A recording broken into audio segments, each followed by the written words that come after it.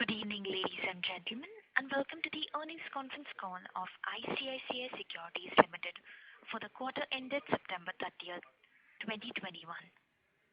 We have with us on the call today Mr. Vijay Chandok, Managing Director and Chief Executive Officer, Mr. Ajay Saraf, Executive Director, Mr. Harvinder Jaspal, Chief Financial Officer, Mr. Vijay Gulecha, Head Retail Equities, Mr. Kedar Deshpande, Head Retail Distribution, Product and Services Group, Mr. Anupam Guha, Head Private Wealth Management, Mr. Subhash Kelkar, Chief Technology and Digital Officer, Mr. Ketan Karkhanis, Head Digital Client Acquisition and Co-Head New Solutions Group, Mr. Prasanna Keshavan, Head Operations, and Mr. Nilotpal Gupta, Head Data Science Unit.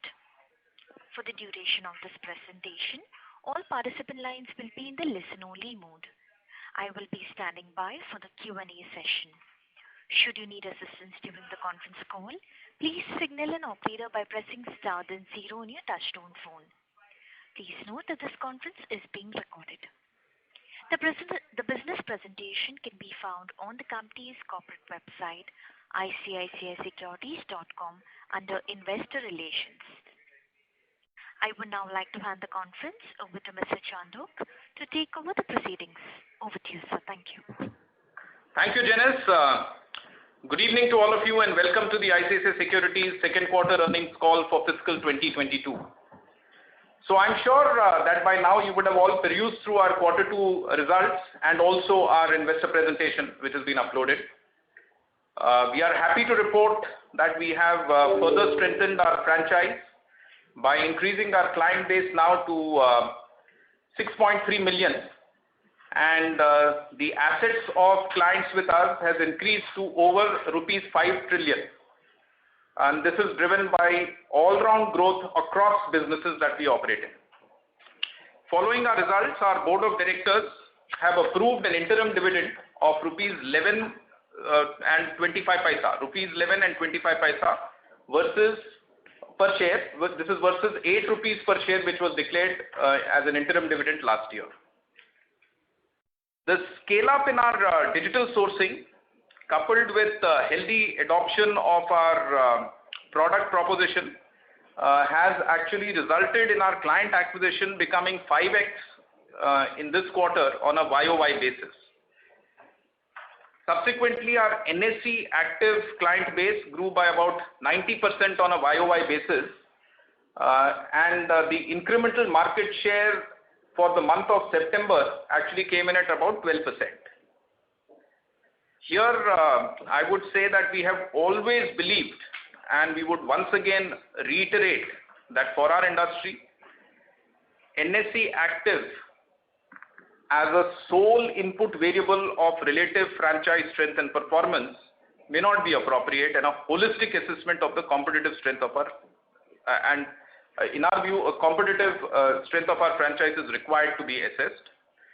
In such a context, a broader set of parameters, including client assets, level and frequency of activities, average revenue per users or ARPUs, and volume share amongst others, should be examined to assess franchise quality. In line with this belief, our focus would continue to be on acquiring customers with sustainable quality, even if it means that there would be some moderation of client acquisition numbers in the short term.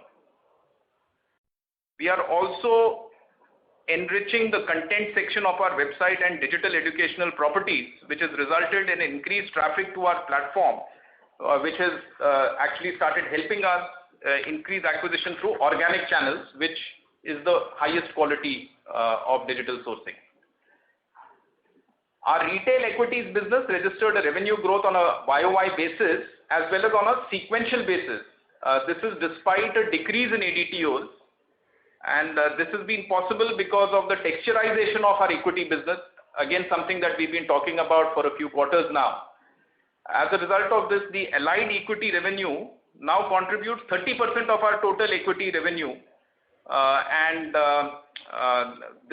as a result of this, we registered a sequential increase in our total retail equity revenue and market share. However, we are yet to see, and here I must say that we are yet to see a similar trend in retail derivative market share. Although we don't share these numbers with you, we thought we will just share with you that on the retail equity we have seen growth in market share, but a similar trend is yet to be visible on our retail derivative market share.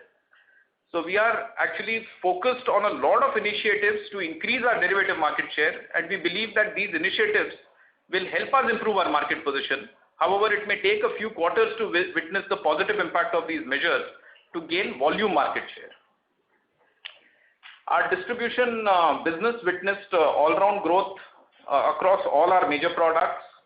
In mutual fund, we gained market share in overall gross flows led by debt gross flows. We lost some market share in the equities gross flows, especially in the HNI segment on account of growing traction of clients embracing direct plans. We are at this point in time piloting a direct plan offering to this HNI segment with an intention to attract customers to the platform and then monetize them by cross-selling other products. So this is another new initiative that we have launched for the HNI segment. We are working on several other initiatives in this area and are quite optimistic of achieving positive long-term outcomes. We are already witnessing strong gains actually at a granular level, like increase in the SIP market share, which would be visible in our presentation. So as we think about our own future, we recently did an exercise where about 75 senior members of the company, the top leadership team, got together and looked at the market, the regulatory developments, technology trends to formulate a strategy for the next 2 to 3 years. Here we observe that India's demographic opportunity is clearly getting texturized, and the market is segmented and sub-segmented, ranging from the young Gen Z and millennial investors to Gen X and baby boomers. And the needs of each of these segments, each of these sub-segments and micro-segments are different. It was therefore important for us to recognize and harness this opportunity in a format that fits into the sensibilities and preferences of each of these segments through an ecosystem approach. And towards this, we are actually initiated and planning a differentiated offering for each of these ecosystems, as they have their own distinct behavior and unique needs. Therefore, we felt it's important to serve them differently in a what one could call a hyper-personalized environment and hyper-personalized manner. So we are making investments to revamp our channel stack, build a data-driven, hyper-personalized ecosystem approach, and best-in-class kind of an experience to evolve into what one would call a new financial services marketplace. We believe that the financialization of savings will get much stronger over the next few years, and our estimate is that close to 10 crore new broking accounts and mutual fund folios would be opened in the next few years, along with significant opportunities in other financial product categories like fixed income, insurance, and so on. We also believe that our loan distribution business could get an impetus from the emerging facilitative developments that are taking place, such as the account aggregator framework. While we remain committed to operating efficiencies in the long term, we will continue to invest in technology and digital marketing and talent to take advantage of the large market opportunity across businesses that we operate in through our newly laid out strategy, which we shared with all of you in the ISEC day that we did some time back. So I will end my commentary now and throw open the session for any questions that you may have. Thank you very much. Thank you. Ladies and gentlemen, we will now begin the question answer session. Anyone who wishes to ask a question may press star and 1 on their touchtone telephone. If you wish to remove yourself from the question queue, you may press star and 2. Participants are requested to use handsets while asking a question. Ladies and gentlemen, we will wait for a moment while the question queue assembles.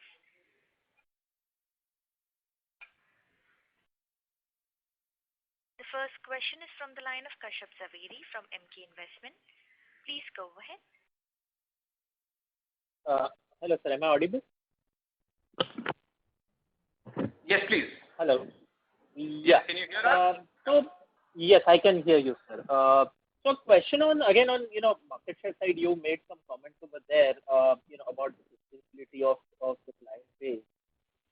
However, having said that, both in terms of market share as well as in terms of pricing, it seems that there is a significant pressure which is building up, and it's been almost about now 4 quarters that it continues to build up over there. So,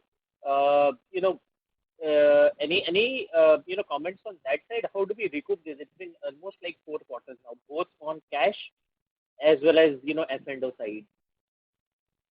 Yeah. So I don't know if you got it right. On the cash equity side, we have gained market share sequentially. I don't know if you got that, but you see our investor presentations as well. So there is an increase in market share that has happened on the retail side.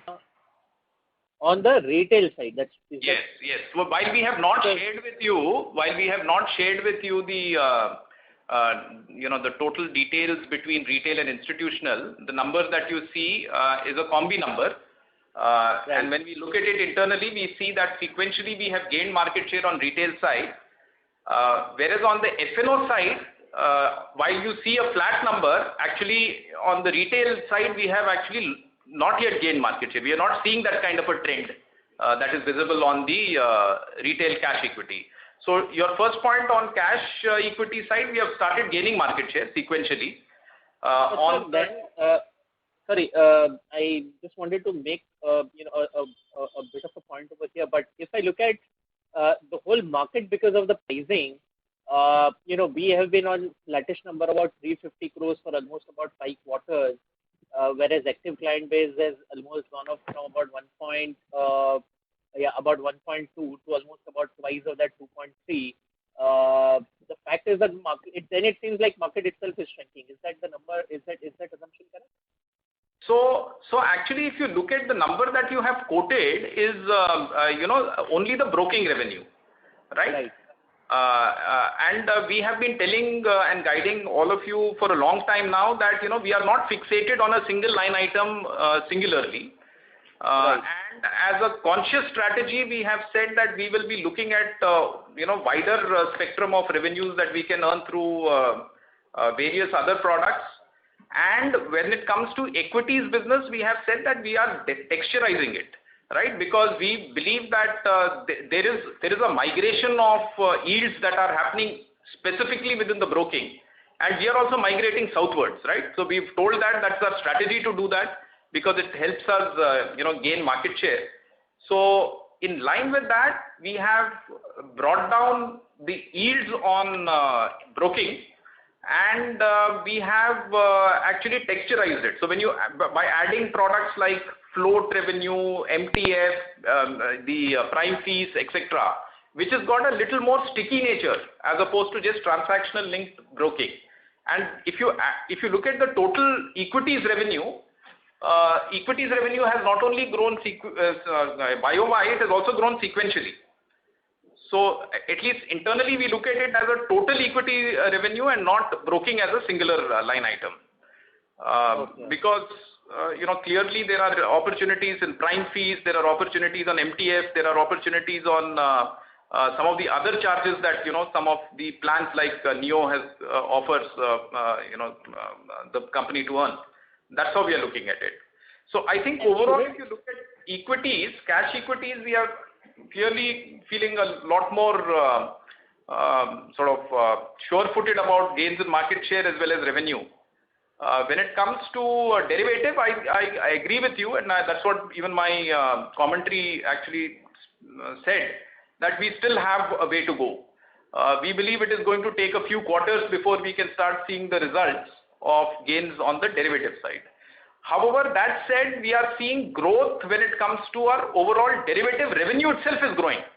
But obviously, we want to grow faster than market. Our aspiration is to grow faster than market. And one last question, should your MTF revenues not be in line with your retail brokerage revenue? Because that part is growing actually. whereas the brokerage is not. So in margin trading or margin funding, shouldn't that be linear with the retail brokerage? So, Harvinder here. Yes, so indeed that book has been growing substantially, MTF book. It's a combination of both on the product side where we have launched it along with Prime, after which we have seen traction. That also adds to brokerage. So this 350 crore run rate that you're talking about, if I were to take you slightly back, 4-5 quarters back, the steady run rate was a max of 220, 250 crores. So from that level, definitely even the brokerage has come up, and as Vijay explained, apart from that, many other lines have got added.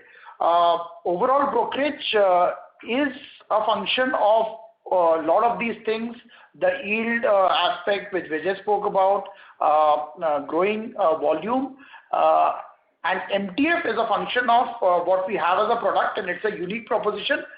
We are gaining market share there as well. Sure. I will come back in the queue. I have a few more questions. I'll come. Sure. Thank you. Yeah. Thank you so much. Rishabh, I'll just add one more point on derivatives. There are two ways of looking at the derivatives volume. As you know, and you would have observed that the volume in options have touched a new highs every week rather. There are other 5 variables, and those are core operating influencers, in terms of derivatives income. And we have an eye on each and every such variable. So you look at number of customers month on month, look at open interest or ADTOs, number of orders, brokerage from derivatives. I think these are very, very important factors when we look at derivatives as a core product. And we see stability and growth in these factors month on month, even in Q2, after the 4th phase of the peak margin. The only thing where we have not participated is a very low premium option trading, which doesn't make economical sense for customers, and we have seen of late lot of rise in those kind of trading patterns also. Thank you. The next question is from the line of Shreya Shivani from CLSA. Please go ahead. Hi, good evening and congrats on the results. This is Piran here. I had a few questions. Firstly, what percentage of our revenue, if you all have done this statistics, and I'm sure you all would have, what percentage of our 350 crore revenue comes from customers acquired in the last 18 months since COVID hit? Any ballpark figure? Or maybe, in the last 12 months, if that's the number you all track. Piran, maybe I'll have to come back to you, but if you say last 12 months, my sense would be that it will be about...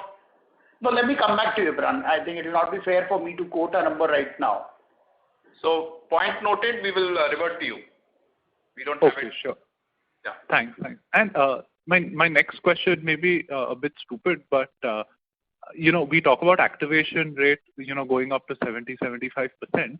But if you could just give some color on, let's say, deactivation rate, like you acquire a client, he trades for 1 or 2 quarters, and then he stops trading with y'all. Or, like how life insurers call persistency rate. Can you give some color on what sort of persistency rates y'all see in this business, maybe on a QOQ basis, YOY basis, some color at all? Because, going back to Kashyap's question, wherein NSE active client acquisition has been strong, but it hasn't really translated into revenue growth. So just wanted to get a sense of that. So, Piran, 2 things to note over here. NSE active, if you look at it and if you look at the equation, a lot of these growth in NSE active is being driven by new clients that you are acquiring. So, as Vijay also mentioned in his opening remark, there has been a 5x growth on a YOY basis in terms of total clients acquired. 1,20,000 kind of a run rate for a quarter has become about 5,80,000 kind of a run rate. So, a high majority of the NSE active is coming from new clients who have yet not got, seasoned, and they've not got opportunity to start giving revenue. What happens is, and you quoted insurance, and maybe I'll kind of dip into that parlance. If you look at the new customers in insurance versus a renewal customer, there is a stage where the renewal kind of customers start contributing much more compared to the new customer. So that is one of the reasons which you have to juxtapose, NSE active and the source of growth of NSE active. If in this particular quarter, for example, 5,80,000 clients have got acquired, out of which 4 lakh clients have been active and so on and so forth, they've got just maybe 45 days of transaction opportunity itself. That is not kind of comparable to, let's say, a client who has got 12 months. So that is one flavor that I would definitely want to give you. As regards your question, persistency, definitely some of these things on overall active customers, ARPU, etc., will give you a sense of persistency. One of the other things that you have to look at is that if a client is not if a client is attriting, you would not expect a growth in assets, because an attriting client will not have demat assets, etc. So those are some of the parameters which we also measure and track internally to look at the longevity. We do have clients which have more than 10 years, 15 years vintage with us. We have given some metrics out in public domain also, which says that about 2/3 of our revenue comes from clients which have 5-year plus vintage. So some of those are important to consider when we talk about loyalty. Okay, fair enough. And how many customers have availed MTF right now? Because our book has grown super strong in the last 2 years. So if you could just give a rough numerical value. Yeah, sorry, can you just come again? How many customers have availed the MTF and ESOP funding out of your 20 lakh odd active customers? Yeah, so I mean, I can give you another number. We have not declared number of customers, availing MTF. ESOP is much smaller universe, because very handful of senior management and employees, would get that. MTF is concerned, we have registered growth year on year. Since 2017, this product is in existence, and every single year we have seen a growth in number of customers and still growing very strong. As you know that this is also a product of slightly matured customers who understand the market very well, so it would be unfair to compare it, with the 2 million active customers. Relatively, this is a smaller segment, but this segment is, in terms of ARPU, in terms of size, is very healthy, and they contribute substantially in the overall, the revenue of the company. Oh, okay, thanks. And my last question, why did we buy Ask and Bid Innovation? Yeah, so as I told you that we have been looking at various fintechs to either what we say make, partner or buy. And in such a context, we have partnered today with, I think, close to 20 plus fintechs through ICICI Direct, some of which are visible as experience for a customer on the front end. Some of it is powering the back end, which is not visible to the customer in terms of an experience, but experienced as an ICICI Direct service. So we have about close to 20 plus such partnerships. Ask and Bid was in a very interesting space. We could completely resonate with what they are constructing, and keeping that sort of thing in view, we have taken a 16% approximately stake in the company. They are building what we believe will connect quite well with the millennial and the Gen Z segment, which is, one could say, a gamified method of experiencing participation in the markets, because that would connect well with the millennial Gen Z segment. There is also an angle which is coming, which is social connectedness, which is also in line with our philosophy. And that investment would enable us to, fast forward some of the capabilities that this company has got into ICICI Direct itself. So we are working very closely with the tech team of Ask and Bid. Okay, great. Thank you and all the best. Piran, you had asked one question on the contribution of the 12-month first 12-month kind of number. So roughly, I mean, it would be in the range of about 10 to 11%. That's what we have seen last year and this year. It would be an evolving number and will be a function of what kind of a growth in clients, etc. we see. But just a ballparkish number. I'll just say it's a ballparkish number. About 10%. Okay. And the difference of your revenues come from customers acquired in the last 12 months. Yeah. So customers who are acquired, let's say, in a particular financial year, giving revenue in that particular financial year is 12% of that year's total brokerage revenue. Okay, got it. This is helpful. Yeah. Ballparkish. Yeah. Yeah, okay. Perfect. That's good. Yeah. Bye. Thank you. The next question is from the line of Aejas Lakhani from Unifi Capital. Please go ahead. Yeah, congratulations on the set of numbers. Just a couple of follow-ups. The first is, could you explain what is driving the MTF growth? Yeah, thanks. I'll request Vishal to step in. Yeah, so see, MTF, we have transformed this space completely in last 18 months or more so in last 2 years. So this is not a product. I mean, we have created an entire ecosystem for these MTF customers.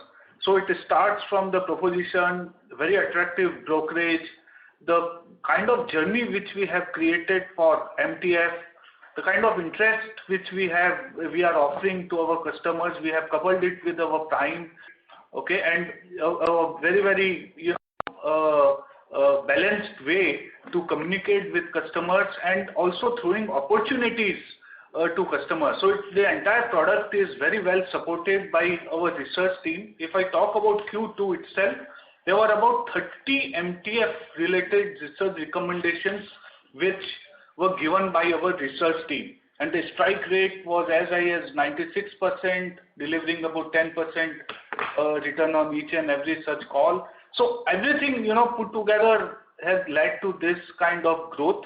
So we have grown in terms of book size, we have grown in terms of number of customers, and also the MTF market share. So I can't contribute, the success of MTF to one single factor, but this is a contribution of the entire ecosystem which the team has created here. Fair enough. And so could you quantify that? Can we expect such growth rates in the MTF book? What is the size of the opportunity with the existing clients that is there still to mine? I think two things. One, we of course have to grow number of customers participating in this product. And secondly, all said and done, I mean, the market has also been very, very supportive for a product like this. Because when markets get into consolidation, really people find it difficult to carry the positions for very long term. As we have seen in last 2 years, market has been extremely, helpful in leveraging whatever we have created.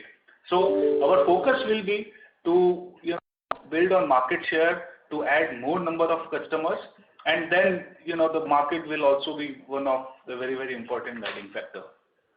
Okay. And sir, Mr. Chandak, you mentioned at the start of the conversation that ARPU revenues have actually grown, and you mentioned your look at the total equity revenue. So could you explain us how that ARPU revenue is calculated? Because the way we are looking at it, ARPUs have actually come down. So could you help us with the calculation and how you see it? Yeah, I don't know if you heard it as ARPU revenues. I talked about the total stack of revenues, not the ARPU revenue. You're absolutely right. ARPU has declined because our growth which has come in is yet to translate into the kind of growth in terms of ARPUs that these stock customers have. We believe that's going to take longer for getting to that levels of ARPU. So ARPU would be down, but total growth, revenue pool has grown. Got it. And sir, could you mention what is the total equity revenue? You mentioned that is the number you all track internally. Yeah. So I think that number has also been shared. If you look at our slide 16, it will talk about the total equity revenue. Right. Okay. And sir, a follow-up is, would you expect the broking revenues for this part of the year to be sub 50%? Currently, it is coming at about 48%. Right. We have had strong growth in terms of the distribution revenue, which is an area of focus. We have been telling you also that we have redoubled our efforts on increasing our growth in all other non-equity revenues with as much rigor and vigor as we've been pursuing equity in the past. That effort is only going to intensify. So input parameters I can tell you that our efforts will be loaded in the direction of non-equity. We do hope the markets behave in a way that the input parameters also translate into an output parameter which is loaded in favor of non-equity, even as we grow equity revenue. Okay, fair enough. And sir, just want to get a sense that the recent acquisition, the recent tie-up with HSBC. What kind of a client profile do you see there, and when do you expect that to go on stream? Yeah, Vishal. Yeah. So, it will take some more time before we can go live. We are, creating that integration. We understand that the HSBC client profile would be better than average, as we know them for years. So we hope to bring, a better quality customers with tie-up with HSBC. Got it. Thanks, Adnan. I'll fall back in queue. Thank you. Before we take the next question, a reminder to the participants, please limit your question to 2 per participant only. You may come back in the question queue if you have a follow-up. The next question is from the line of Sahej Mittal from HDFC Securities. Please go ahead. Good evening, sir. Thanks for taking my question and congratulations on a great set of numbers. So my first question was on the other distribution income. If you could, just give a split of what is the income on distribution of loans, bonds, a ballpark number would help to understand what sort of yields and what will be the growth outlook for the loan book which we are having. The second question would be, to understand what is the quality of the customers which we are adding on from the digital sources. How different is the payback period for these customers? What are these customers, largely opting for a Prime plan or a Neo plan? That would be helpful. Hi, Sahej. So I'll take your questions one by one. So first is the income from loan distribution. Typically, we earn around 1%, 0.9 to 1% on the loan disbursed. If you look at our disclosure, this quarter we disbursed about 700 crores, 690 crores to be precise, which is our ever highest disbursal till date. Prior to this, highest was about 5.3 billion. And earlier than that, our average used to be about 2.5 billion. So 2.5 billion to about 5.3 billion last year to about 6.9 billion. So that has been the trajectory on disbursal, and we earn about 0.9 to 1%. So that's a ballpark. That's the first question that you asked. Second question that you asked was about quality of customers and the payback period in digital sourcing. So as we had articulated earlier also that digital sourcing as a group has about 5 to 7 different type of customer acquisition channels within it. Some of them are called organic, which have a higher, almost zero cost and pretty high quality. Some of them could be, let's say, advertisement-led or referral-led, which could have lesser quality as compared to this. So this mix is something that we are yet to fully optimize. That is something that we are working on, and therefore it will be slightly misleading right now to quote a absolute number. What I can tell you is that every quarter / every month we are seeing the cost per acquire for digital is going down, and we are focused on getting the payback period up. The payback period at an overall portfolio level, which is digital, non-digital, everything put together, is roughly of the order of 12 to 14 months overall. And by payback period, I mean whatever you spend and how many months you take in terms of revenue to get it back. Digital is obviously higher right now. And are these customers opting for a Prime or a Neo plan, or are they opting for an iSecure plan? So it will be a combination, Sej. There are people who opt for Prime and Neo as well. And a lot of people, want to test out the platform, so there will be a lot of sign-ups for iSecure as well. So it's a combination. It's not only one of the plans. Neo has about 150,000 odd subscribers today. Prime, as you know, has about 800,000 subscribers. But on an incremental basis, it's a combination. It's not one of the plans, a mix. Got it. And one last question, if I could squeeze in. What are the steps, what are the expense line items, which we are trying to variabilize for us to, better manage our expenses in times of downturns? So what would be the variable part of our staff expenses or other operating expenses? So what are the expense line items which we are trying to variabilize? So a couple of things. I think one of the big ones is what Vijay mentioned, that we are focusing on partnerships. We have 15, 20 different partnerships. So the way we structure these partnerships, when we are getting clients, the revenue share or the remuneration is variable. Even in our investment banking business, there are variable share. In our sub-broker business, there are variable revenue shares. Some of these lines where the revenue is success linked, that helps us variabilize, and we don't have to invest manpower and cost of acquiring these customers. That's part number one.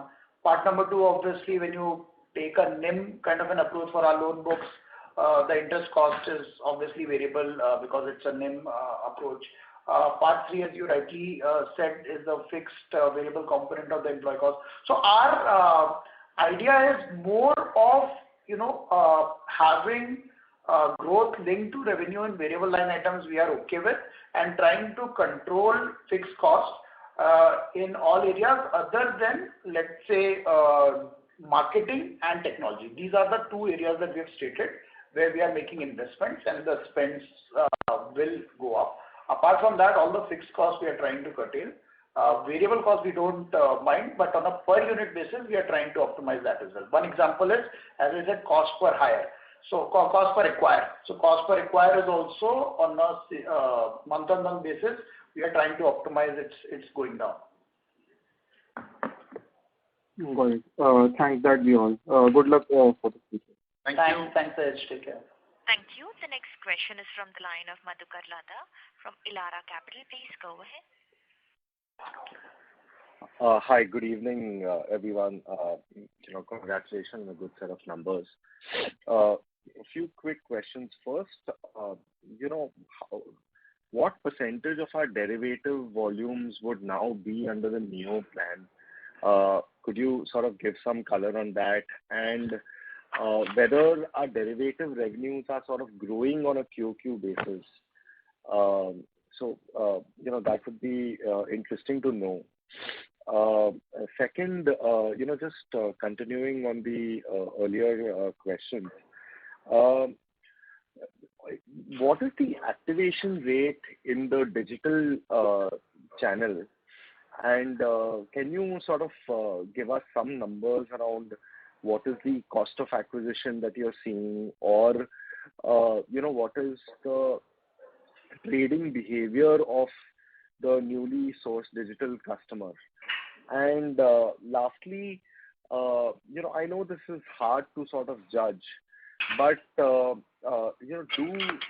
smaller Nifty contracts, right? I mean, from 75 to 50, the number of Nifty is sort of reduced. So do smaller contract sizes make any difference in terms of trading trading and then hence, revenues. That would broadly be my three questions. Yeah. So I will address two.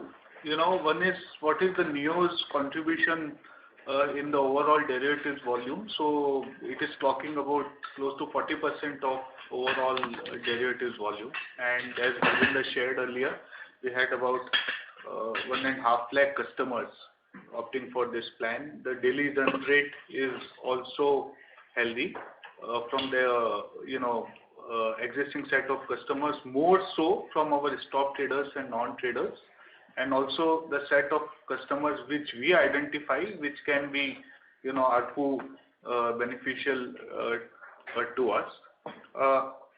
The second question is the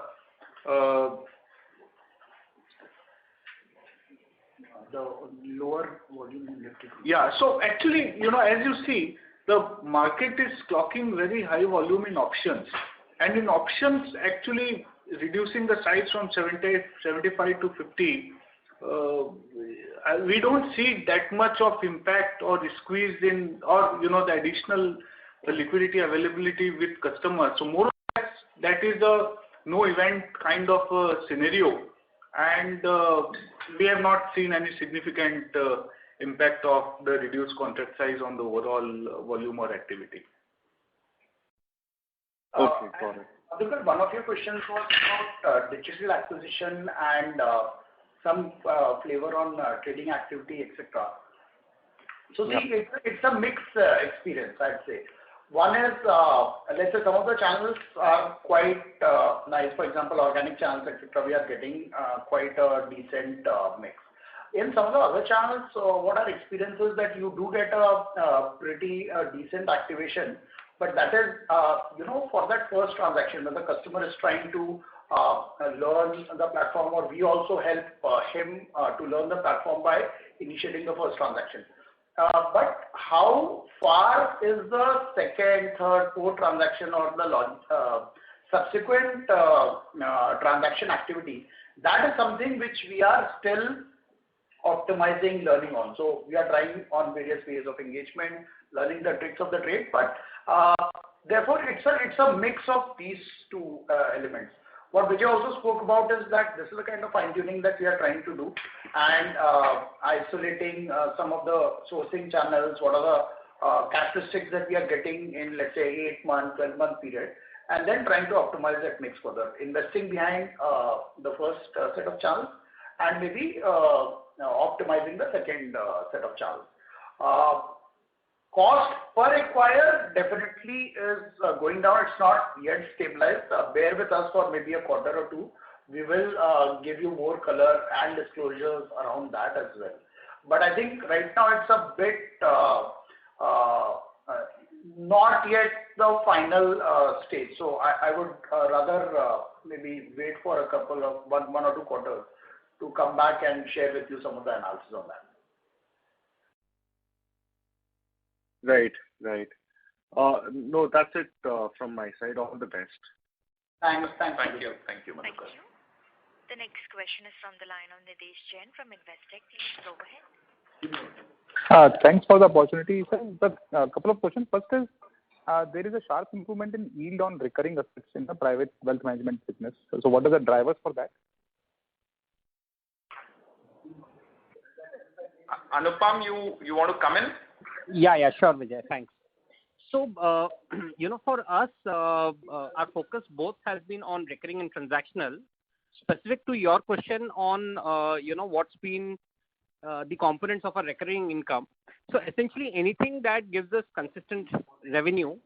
So, it would mean mutual funds. It would mean our AIF and PMS, AIF, CAT3 and PMS, where we get scale income. And it also includes your ESOP funding and the MTF book as well. So combination of all of these products, comprises of the recurring income. And there, our yields have improved given, the enhanced focus on all of these products. Understood. And so can you share monthly active users or daily active users on your app, how that is panning out, and any absolute number that you can share? So again, we've yet to give these numbers out, but we can tell you that these numbers are increasing quite in an encouraging way. Compared to what we were last year to this year, we would be near double at the same time on YoY. Sure. So lastly, can you share the customer acquisition cost in this quarter? How much in our P&L, how much cost we have incurred in acquiring new customers? Yeah. Can everyone else who's not speaking kindly mute? There's a lot of background sound, please. Thank you. So it will be of the order of about 25 to 30 crores. 230 crores. 25, between 25 to 30 crores. Okay. Thank you, sir. Thank you. That's it from my side. Thank you. The next question is from the line of Arash Aredna from IIFL. Please go ahead. Yeah, hi. Thanks for taking my question. Am I audible? Yes, please.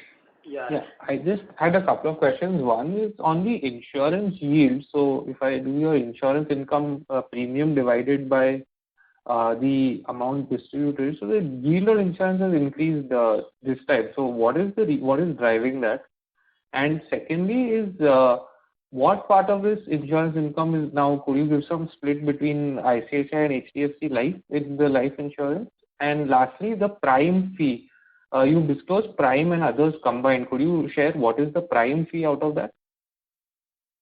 Yeah, I'll take the questions one by one, Arash. Yeah. So first is the reason for yield increase is higher proportion of premium, the new business premium. So as you know that new business premium has a higher yield. We have registered a strong growth in insurance new business policies, both on a sequential and on a YoY basis. So that has improved the mix of the premium towards the new business premium, and therefore the yields have gone up. That's point number one, I think you asked. Second, you asked that what is the breakup of prime fee. So just as a ballparkish also I'm saying, and I'll tell you the exact numbers as well. Ballparkish is that we have about 8.5 lakh prime subscribers now. On an average, we earn about 900 odd rupees on prime subscription, and that gets amortized over 12 months. So this is a ballparkish formula, and the exact number is about 17 crores as compared to about 12 crores same quarter last year. This is the, let me remind you, this is the amortized portion for this particular quarter. So if you have, let's say, 900 rupees for one full year, you will take 900 divided by 4 in one quarter. So this is that portion is about 17 crores, and that keeps on growing as the quantum keeps on growing. Got it. You also had one more question. I'm sorry, I missed the third question. Yeah, I don't know if you'll have shared, but any sense on how the HDFC Life sort of that tie-up is paying out, and what contribution of that is in your life insurance revenue? So it has been a quarter, so it's starting up. It's starting up well. There's a lot of training sessions, etc., that have already happened. There is a lot of traction. The product basket has also got enhanced. But in terms of overall contribution, I think it will still be early. It is more in the pipeline building stage than anything meaningful to the numbers. Got it. Sure. Thanks. That's all from me. Thank you. The next question is from the line of Digant Haria from GreenEdge Wealth. Please go ahead. Yeah, hi sir. My question is, I think we discussed this, that our strategy seems to be really working well in the cash equities, but F&O, maybe we're still a little away. So just wanted to check if this new acquisition that we did, and I think it was mentioned that the new generation wants these whole futures and options in the gamification format. Like, is this one of the the big way in which we can engage the new customers in this whole futures and options part? Is this one of the areas where we were lacking, and are we plugging it through this? So that's my only question, sir. Otherwise, congratulations on a good set of numbers. Thank you, Digant. Thank you very much for your encouraging words. you're absolutely right. I think we still have a lot more effort and work to be done on the F&O side. We recognize that. We are seeing basically three themes of expectations that a customer has got if you really have to make a mark in the F&O space. One is, of course, the pricing, which is very important. I think we've sort of met that expectation pretty clearly. Then you need a bunch of propositions and tools to facilitate his trading. I think that is an area that we still have a way to go. We have identified a bundle of tools which are getting integrated and created onto our platform one by one. I believe that we are probably 25-30% of maybe 40% at best of where we eventually want to get to. We believe this will take another couple of quarters because with every passing fortnight we are adding more and more tools, more and more capabilities to facilitate trading based action on our platform and site. And the third is access to a platform in a very easy and a simple and a very new age style. So here also our launch is very new and many of the tools that are there on our website are yet to be actually integrated onto our Markets app. So if you ask me, it's at least 90 days to 180 days from today when all these actions, and you can trust me, it's a very fierce focus within the company apart from cross-sell, which is, I'm monitoring it on a weekly basis. And we are seeing that we are quite optimistic that once all these initiatives are taken, you will see an impact on market penetration. That said, I can assure you that derivatives we are growing. We are growing, in revenues, we are growing in volumes, we are growing in customers, all. But, the idea is to grow faster than market. That is where we have work to do. Having said that, the new acquisition that you said is not merely limited to, derivative and F&O. It is a more wider spectrum, the way we see it, which is spanning cash equity, which is spanning surely F&O, and which is also spanning engagement in a social connectedness style, where you could follow, copy, blog, all of those. Those capabilities today don't exist in a platform like this in the country today.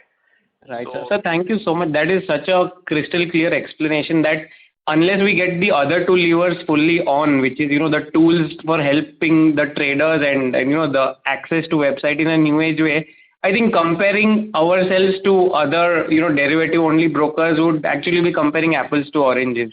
So sir, maybe 2 quarters or 3 quarters later, I'll just ask you again if, now you are fully ready, and then maybe that comparison will be really logical to make. Is that correct? Absolutely. And now we don't have to wait for 2 quarters. We'll keep coming back even sooner than that. Right, sir. So great, sir. All the best to your team. Thank you so much. Thank you. Thank you. The next question is from the line of Vijay Karpe from Cranston Investment. Please go ahead.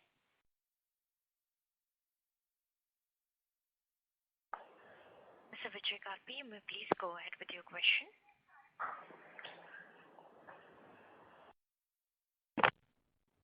As there's no response from the current participant.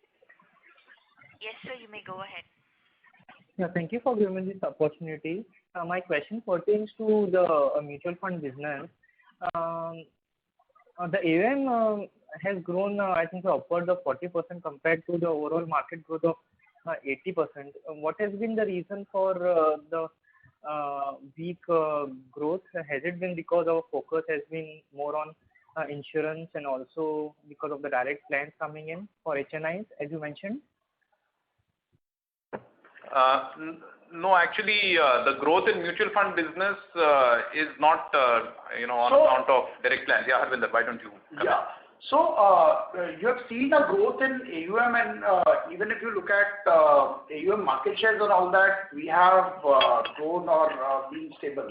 I think 2 things. One, On the overall gross flows basis, there has been an increase in our share as well. Yeah, but that is purely non-direct. That gross flows market share improvement is non-direct. It's led by our markets app. Yeah. So couple of things that we are doing over here. If you look at the mutual fund business, it's getting more granular. There has been a good growth in SIP. That has gone up. There also the market share has gone up from 3.4% to 4%. If you look at the number of SIPs which are live at the quarter end, they have touched almost 9.2 lakhs, which is the ever highest. We used to be about 6.5 to 7 lakhs some time back.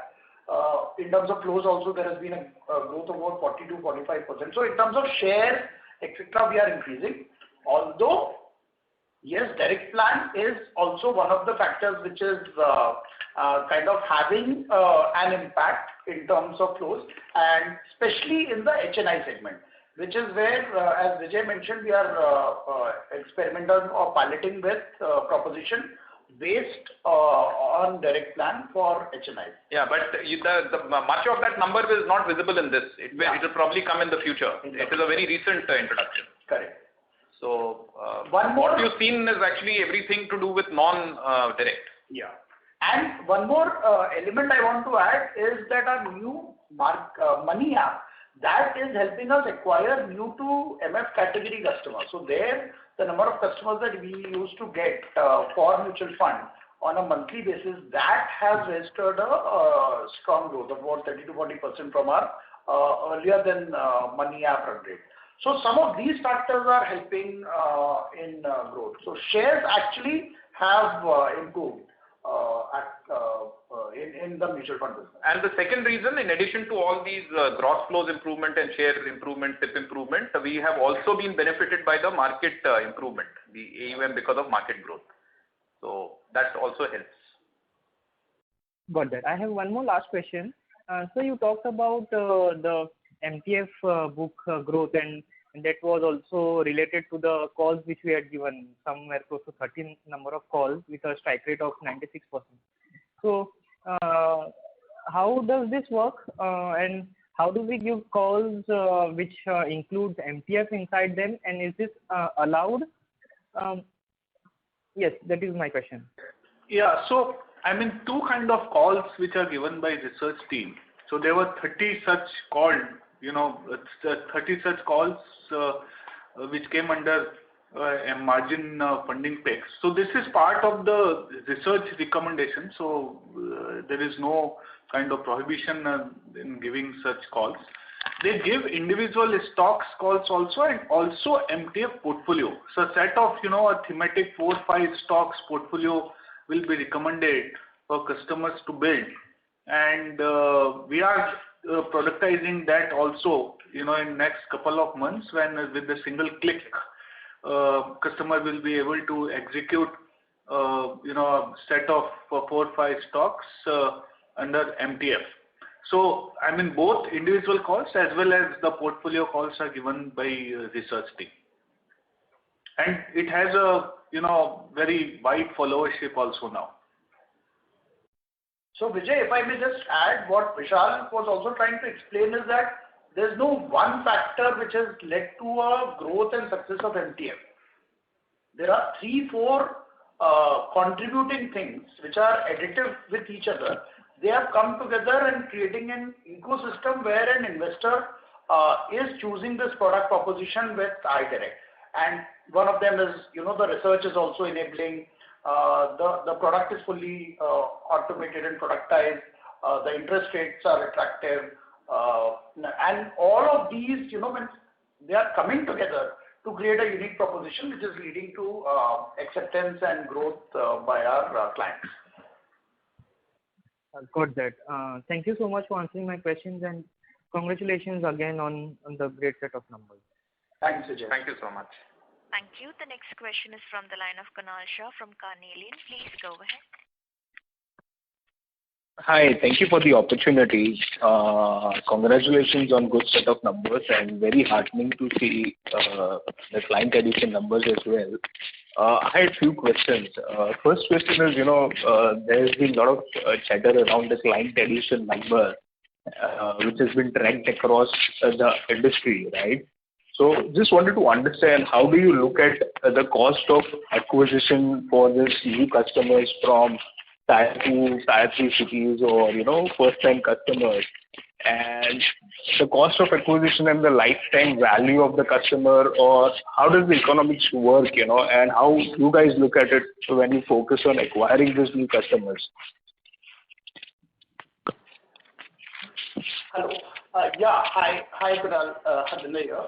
So, two things over here. One is Tier 2, 3 or Tier 1. See, the process is digital. What we are trying to reach is through digital media. We have not seen a very meaningful difference in cost of reach out, because we don't rely on any physicality in the process in the marketing stage or the onboarding stage. So that is point number one. Point number two, definitely the equation of CAC by LTV, that holds. That holds for our industry, and that's it's a huge ratio, because if you have a longevity spanning many years, you don't have any further cost of carry, and you have payback periods at a company level, as I said, around 12 to 13 months at a company level. So that equation is definitely there, and that is how the economics work. Because it's after 12, 13 months, whatever revenue you get is completely the LTV, completely getting contributed to the bottom line. Coming specifically to the digital channel, as I explained in the last question as well, mix of channels which we are using, every channel has different economics, different customer personas. We are optimizing that, investing behind channels which have sustainable quality, and trying to optimize channels which have less than sustainable quality. So that has been our approach. We are seeing, even within digital channels also, we are seeing month on month the cost per acquisition coming down, and this is going to be our approach. So basically, if I understand correctly, you saying that basically whenever a customer is acquired digitally, right, you'll have a break even, so to say, of about 12 to 15 months. Is that understanding correct? So let me clarify, Kunal. Each of our customers, our entire customer base right now is getting acquired digitally. As a process, it is digital. Within that, there is digital marketing related aspects, and there will be customers getting acquired through our own branches, through ICICI Bank, through our partners, and so on and so forth. So there are multitude of distribution channels which are helping us acquiring customers. If you take all of them together, we do have a break-even period in the range of about 12 to 13 months. Digital would be higher, and for digital, I made this comment that within the digital acquisition channel as a sourcing channel, there the cost per acquisition is coming down month on month, and we are trying to optimize on it. Oh, okay. So that 12 to 13 months is at an overall portfolio level. That I want it to be very clear. Okay, fair enough. The second question was the MTF book that has grown for us. Any industry color as to how the book has grown for the industry, or it is specific to us that we have been able to grow this MTF book? Any color on that would also be appreciated. Yeah. So as far as can I just request you to kindly mute? There's a little bit of a back sound. Yeah. So two important variables, to which we always keep in mind: how do we increase number of customers in MTF? And as I shared earlier, we have grown, year on year as far as number of MTF customers are concerned. And second is our market share in, MTF. So both, as far as market share is concerned, as well as number of customers, we have grown significantly. And today, as far as funding is concerned, the market share stands at about 21.8%, and year back this was just about 17%. So this has shown a significant growth, and that has happened because of the entire ecosystem and a wider participation coming from customer, and also fueled by the support given by market. Okay, so if I understand correctly, the market has also grown, whereas our market share has improved from 17% to 21% on a year-on-year basis, right? That's right. That's right. Right. Just one last question from my end. The client addition numbers have been very impressive, and congratulations on that part. But even the industry, for that matter, has grown at a rapid pace. So if you see the market share, I'm referring to NSE active client market share, we're still somewhere around 8.5% in that range for quite some time. So, things have been working for us. If you could elaborate, what all new initiatives are we taking to kind of go to the next level now, right? So that would also help to kind of gain market share now. So I'll come in here and I'll go back to, what I've been saying for a long time. Again, our request would be, don't get too carried away with the NSE active number as the sole number determining, the strength and quality of franchise. You are oversimplifying it. Please don't do that. Correct. Having said that, we've reached a stage where on incremental market share, I think we are in the ballpark of around 12% in the month of September. Yeah, when it comes to the new customer acquisition, right? Not. Correct. So we find that, as Harvinder has been explaining, there are multiple channels which are giving you addition to the new customers that we are acquiring, and not all channels have got the same quality. There are some channels where the quality is really nice and the numbers are much lower, and then there are others where the quality would be questionable as to whether it will sustain, not sustain, but the numbers will be very large. We don't want to, get into this whole number game without having any emphasis on quality of franchise. So while all of you, I understand, are very fixated on this number, internally we look at it with a lot of interest, we track it, we monitor it, but we don't hang ourselves for achieving those numbers. We are more fixated on stuff that you've been asking, which is quality, which is ARPUs, which is longevity, and factors like that. And today, I think we are yet to reach a stage where we have reached a stability on this. Given the fact that, this whole journey is now about 6 quarters on the outer limit. Actually, realistically speaking, it is 4 quarters after the scale-up has started, which started effectively in the December quarter of last year.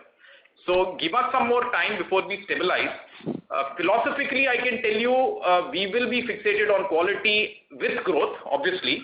But if it comes to growth of numbers and headline items, which all of you are tracking, we would not get too carried away with that headline number, please. We will still stick to quality and we'll give you quality, which will have you'll feel better with that quality over the more. Correct. I can assure you that. Correct, sir. Fantastic, sir. Thank you and wishing you all the best, sir. Thank you. The next question is from the line of Sanket Godha from Spark Capital. Please go ahead. Thanks for the opportunity. So largely the question is on MTF book again, because if you look at the interest income growth, it has been 89%, but the financing cost or the interest cost has grown by 104%. And if I do a back calculation, the margin on MTF book, which was upwards of 3.5%, maybe a quarter back, maybe 4 quarters back, it has come down to 2.2. So do you believe these MTF margins will further come down or mean or they have bottomed at 2.2% kind of levels? Just wanted to understand the thinking there. Yeah. Hi, Sanket, Harvinder here. So let me just start off by giving a brief rundown of the balance sheet. The way you have to look at it is that on the liability side, you have borrowing. On the asset side, you have MTF as well as you have cash and cash equivalent, which is FDs, which are created for the exchanges for margins, right? So those are interest earning assets, and this is the interest expense. So therefore, the 104 is not directly related to only MTF. Now, point number one. Point number two, the NIMs are in the same range of about 4%, because in your computation you would have probably taken the entire expense cost, interest expense, and the interest income only of MTF. So I think the right way probably to do it would be MTF plus ESOP plus FD interest income minus the total interest expense. That would be appropriate. So there, if you do this calculation, and maybe I can take that offline also with you, sure.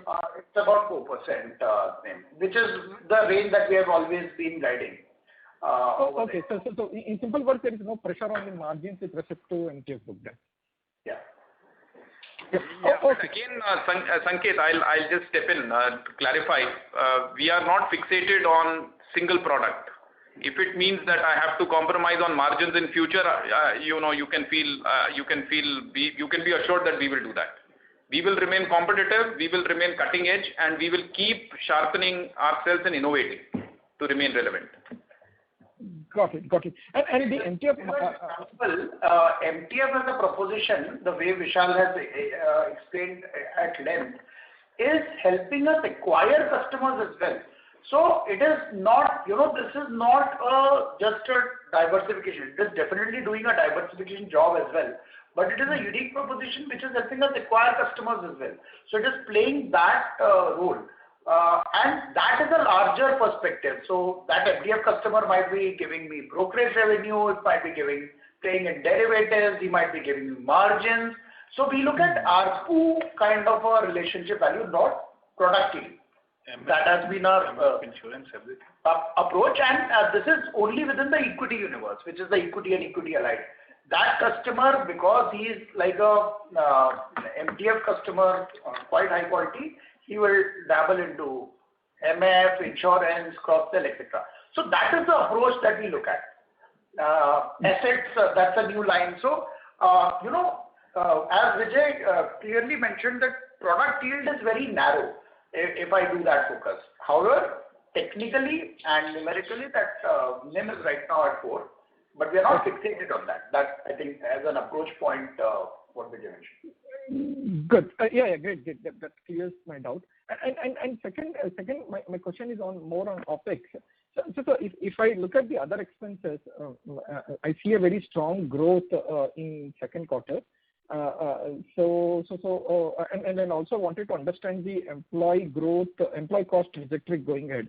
Because if I look at cost to income ratio, it is now plateauing or settling around 45%. So we wanted to understand, are there levers left over to substantially improve beyond 45? And I just wanted to understand the other expense growth, what led to that kind of a growth basically. Yeah, so Sanket, I'll take the second question first. If you refer to the presentation that we made at the Digital Day, we have taken a guidance of about trying to reach 40% or less than 40% in the next couple of years. So we do believe that there is operating leverage scope. I would not qualify to say whether it is by reduction of expenses or improvement of top line. We are definitely investing. The growth in, and it's linked to your first question, the growth in other expenses is only due to two elements which we have called out as investment areas. One is the tech spends and second is the marketing spends. Both these areas we are investing. These two, you should see an expansion. So overall OpEx, more variable, that is the direction, number one. Number two, other than marketing technology, a control on the fixed cost or at least optimization of fixed cost. Number three, ratio 45% tending to 40% over a couple of years. I will add that we are in investment mode right now, right? We are adding customers, which is front loading costs. We are adding technology, we are adding people with specific skills, which will help again get amplification effect in the times forward. So we are not shying away from making these investments where there could be front loading. So while Harvinder mentioned the guidance of about 40%, more in the medium term. In the short term, again, there could be an expansion of these margins before the gains start floating in. We are pretty optimistic that, the revenue flows which will come from some of the products like loans, like insurance, are still in a very, very early stage. So that can, you could probably, all of this can make a big difference to the, I would say, break-even dynamics in the next few quarters. Got it. And finally, just if you can break down that mutual fund AUM growth, broken down into price movement and the net fresh money, not the gross money, the net fresh money. So 37% growth, what you have seen year on year, or 10% sequential growth. So just wanted to understand, this is completely driven by the current market growth or market performance, or we are seeing net new money also substantially flowing into our distribution this thing.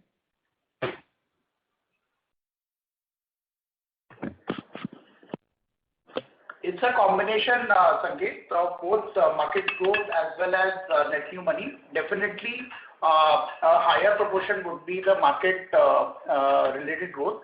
One more thing that has happened is that yields have improved a bit because of a better mix of equity and debt for our mutual fund income.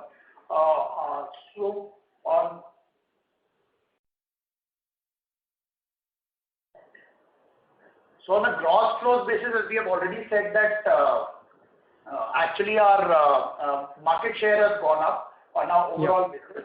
On a net sales basis also, roughly I would say, if you ask me or push me for a number, I would say maybe 70-30 or 75-25 could be the attribution, factor attribution between mark to market and net new money. Ballparkish, I'm saying, Sanket. Maybe I can come back to you with a more exact number, but it's about, let's say, 75-25 or. See, Sanket, I'll just add one more thing. We are quite encouraged with the fabric of this growth because the growth has come through granular means. See, the net growth is not as good as the gross growth because we are seeing a little bit of lumpy migration, which we described, the HNI lumpy migration towards direct plans. So I think obviously the granularity takes more difficult to grow, which is fortunately showing good growth, and you've seen a 60 basis point improvement in SIP market share, which augurs well from a slightly medium term perspective. And clearly the gains that will come through granular growth comes with a little passage of time, which will offset the HNI lumpy decline, which in any case we are absorbed it, and we'll continue to absorb it through a direct plan and get revenues through non-mutual fund sources, for which we described that a pilot is on. Got it, sir. Thanks. That's it from my side. Thank you. Thank you. The next question is from the line of Priyesh Jain from Motilal Oswal. Please go ahead. Yeah, hi, sir. Good evening. Congrats on a great set of numbers. Just a couple. Firstly, a clarification on the MTF book again.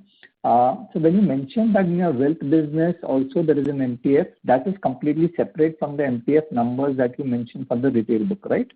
Just a clarification there. No, Prayesh, I'll clarify. The wealth revenue, wealth assets is the subset of the respective product lines. So it is subsumed in that. As for those 60,000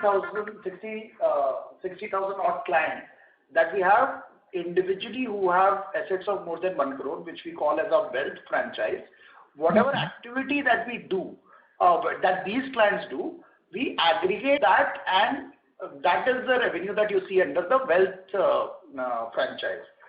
If they are doing MTF, that will be under wealth and aggregated under the overall MTF bucket. So it's a part of that.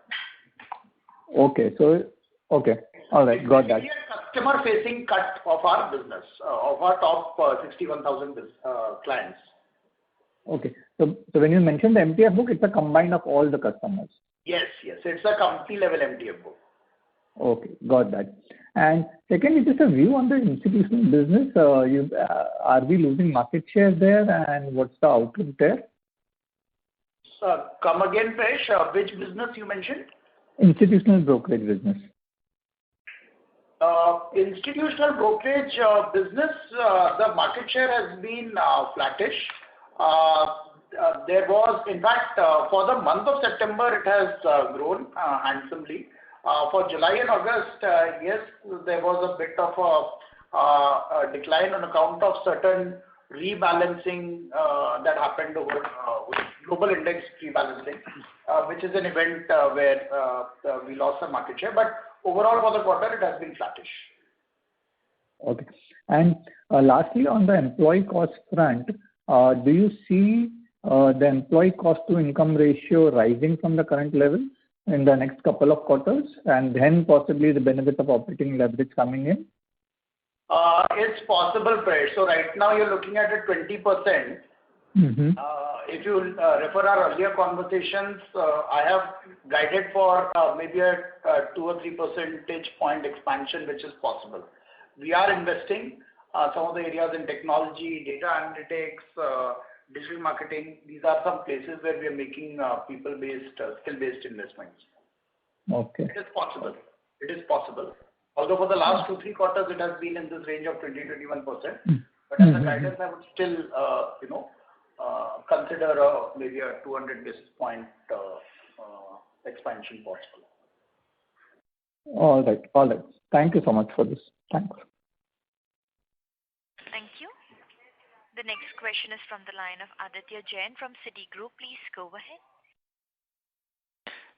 Thank you. One on the direct mutual funds for HNIs. Could you talk about how it will work? Will it be part of some subscription that will be offered to them, or on their platform when they log in, they will automatically get direct mutual funds? Yeah, Anupam, you want to just come in?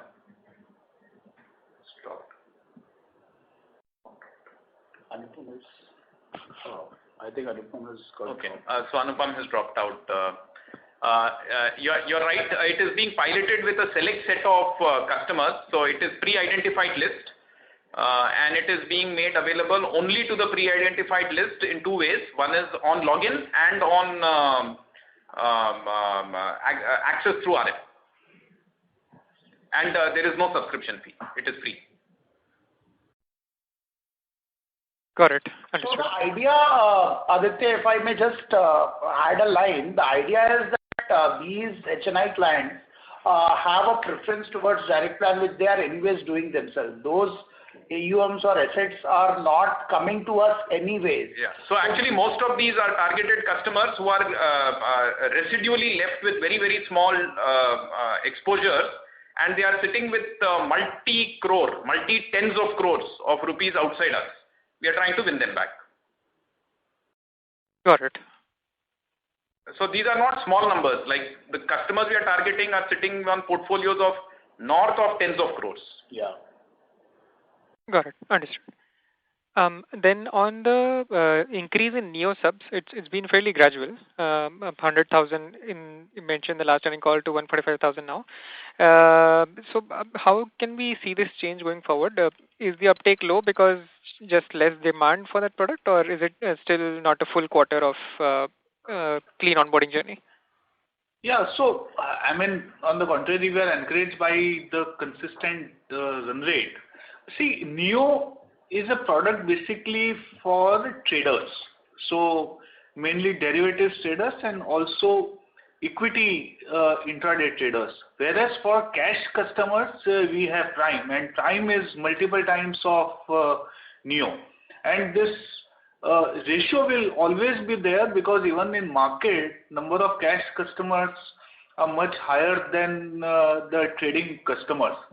We, of course, we are focusing a lot on the new acquisition, and we want to increase the contribution, Neo contribution coming from this set of customers. We have seen some amount of success also in Q2. So out of the monthly enablement, almost 30% of the new customers are coming from the NCA, the newly acquired customers. And we would want to augment this contribution going forward also.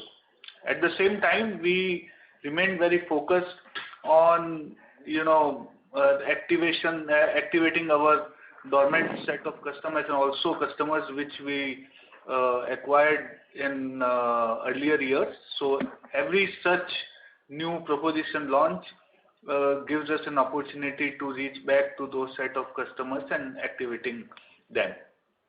So this is how the new strategy will unfold in coming months. Got it. Understood. And then on slide 14, so you commented earlier that cash market share is improving, but derivative is yet to see traction. But if I see slide 14, in September we've had the phase 4 come in, and yet I see market share improve in both equity and derivative. So just trying to reconcile that with your statement earlier. It sounds like market share is improving even despite new norms fully going in. Is that the right reading? So actually, if you recollect, when we had the new margin norms kick in last December, we had a big impact in the first phase. Right. And thereafter we said that with every passing phase, the impact will be less, and eventually we expected that by the third we would have no impact, logically, which is what has happened. So first phase we had the maximum impact because we provided the highest level of leverage through our platform, given our risk management capabilities.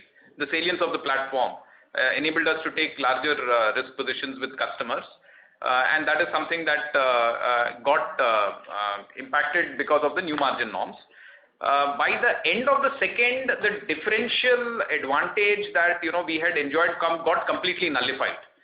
It was even Stephens as we use that word at that point, and therefore from third and fourth it was business as usual because everyone got impacted identically. There was no differential impact, negative or positive, and that is what is getting reflected in gains in market share. As far as our retail equity is concerned, the numbers that you see on slide 14, I will remind you once again, it's a combined number and not only retail. So if you dissect it, retail has shown a growth in equity, and when you dissect derivative, we've not seen a similar trend in the derivative side. So as I explained in one of the earlier questions that was asked, derivative still a lot of work to do. Correct. I hope that clarifies. Yeah, definitely. And then on the HSBC federal partnerships, is it like ICICI in the sense we don't get free access to free float, or does it work differently? Absolutely the same, Aditya. Got it. All right. Those are my questions. Thank you very much. Thank you. The next question is from the line of Manish Podar from Nippon India. Please go ahead. Yeah, sir, just one question then. Just on this, loan dispersed, this 690 odd crores. So, what all other products can we launch under our ambit, or is there a plan, let's say, in the next 12-18 months to launch other products alongside? Yeah, we have a fairly, I could say, detailed action plan on the loan side. The biggest flagship product is, of course, home loans. Apart from that, there are about 11 other loans that we are introducing, which includes which includes credit cards, and which includes some of the other car loans and so on and so forth. It is coming on through our app called the Money app. We should be beta testing it shortly and coming out with that completely integrated. And we are also done a detailed segmentation of our total base of 63 lakh customers. We had done it some time back, so it was about 55 lakh customers in those days. And we have mapped with CIBIL scores of these customers, what is the loans that has been taken through our company, and what are the loans which are taken outside our company. So there is a massive opportunity to reach out to the customers for balance transfers and so on and so forth. So we'll be doing all of that. The opportunity is not small. And just to understand it, so you would be reaching out, let's say the mode of acquisition will largely be digital, or will you have, let's say, a sales force fleet which will go across to probably push across these products? We already have a sales force lead, which we are actually digitizing right now. Right now it is more physical, The 690 crores you saw has actually got a fair amount of physicality to it. In a quarter or so from today, you'll see a lot more physicality rather than physicality, and over a period of time, you'll see a lot more digitality. Because even today, as we speak, loans is still a physical process at best. There are only loans like personal loans which have got a complete physical capability, maybe credit cards as well. But apart from that, when it comes to car loans, home loans, various other loans against property, etc., that you provide to self-employed businesses, there is at best, a physicality to it. So from a physicality, we will be moving in a quarter to a physicality and eventually to digitality in the products which are digitalizable. Okay, got it. Thank you. Thank you. The next question is from the line of Kashyap Zaveri from Emkay Investment. Please go ahead. Thank you so much, sir, for this opportunity again. One question more on the industry point of view. If I look at us today, we have about 5.1 trillion rupees of assets, within client accounts, and which would, on active client basis, be equivalent to about 20 or roughly about 2 million per client. On the broking side, if I look at, our ADTO per client, is significantly, even lower than what we used to do earlier. Might be to do with the margin norms or, the new norms which have kicked in. If I look at some of our competitors, their clients are not so wealthy, and yet we see, ADTO rising quarter after quarter. From the industry point of view, being an insider, do you see this as, one of the key risks over here, that, it's probably that, the clients who are not so comfortable in terms of the net worth are getting into something that they don't, probably understand properly?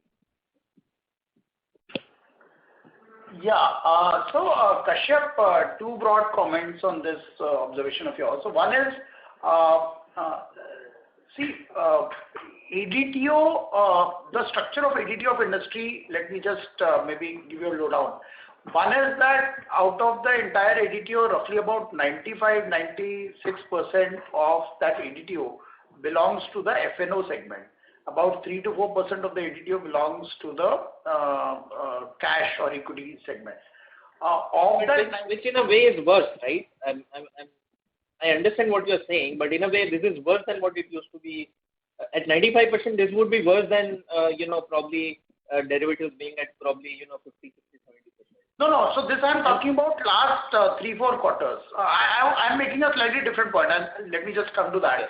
Okay, so within this 95-96%, again 85% of the volume is by options. And in options, what happens is that the notional value is called turnover. So the ADTO growth can just be the optional turnover. So it may not be really reflective of the underlying growth of the number of transactions activity. That is point number one. Point number two, with these new margin norms, at least that field has become level.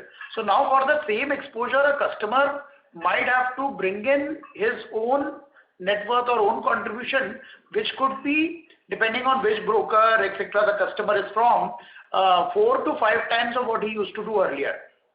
So to a minor extent, the risk that you are highlighting, that, is it all fluff and are there so many people who do not understand and don't have net worth and still they are trading? I think that with these regulatory norms, to a lot of extent, it has become harmonized across brokers.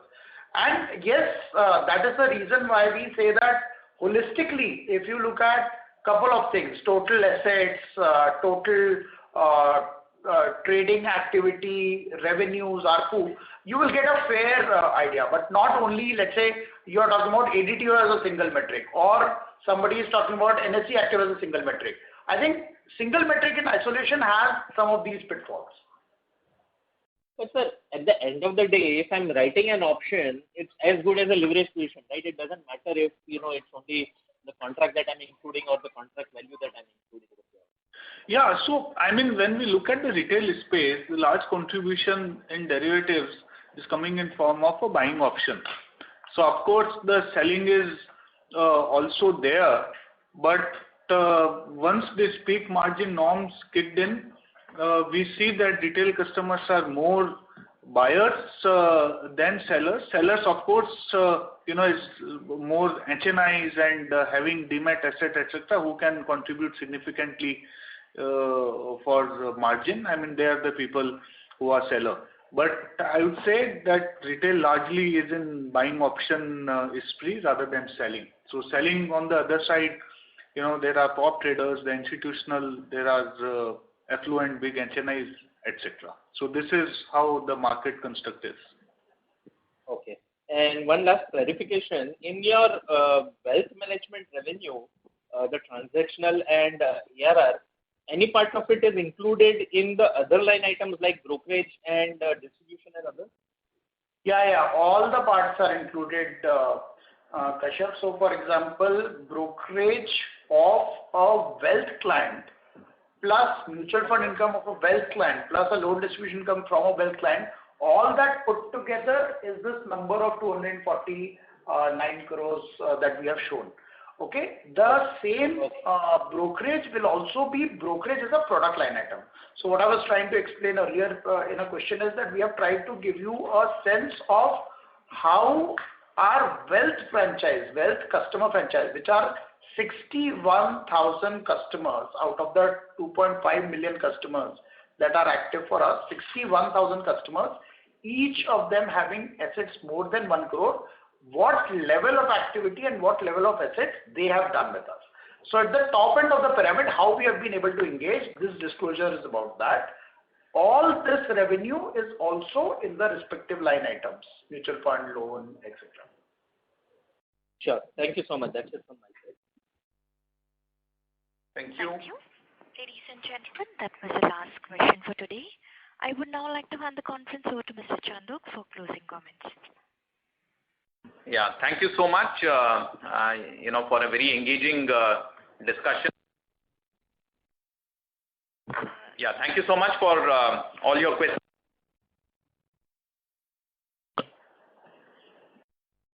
Excuse me, sir, I believe you're muting. Yeah, I think there's a little bit of a distortion in the voice. I'll repeat again. I just wanted to thank you all for an engaging discussion and all the questions that you've asked. In case there are a few of the listeners who had some questions which is not yet completed, please feel free to reach out to us separately and we will do our best to answer and respond your queries and questions. Thank you very much. Take care and have a good evening and a wonderful rest of the week. Thank you so much. Thank you. On behalf of ICICI Securities Limited, we conclude today's conference. Thank you all for joining. You may now disconnect your lines.